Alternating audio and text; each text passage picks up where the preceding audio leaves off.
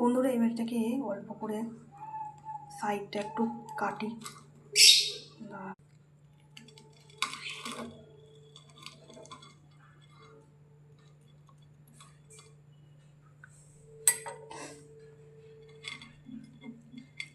এই দেখুন,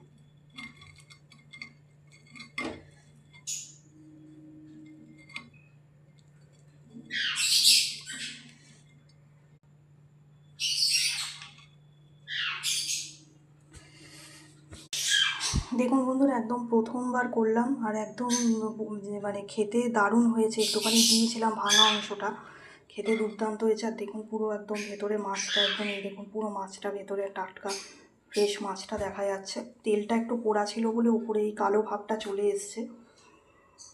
এই প্রথমবার করলাম ফিশ ফ্রাই।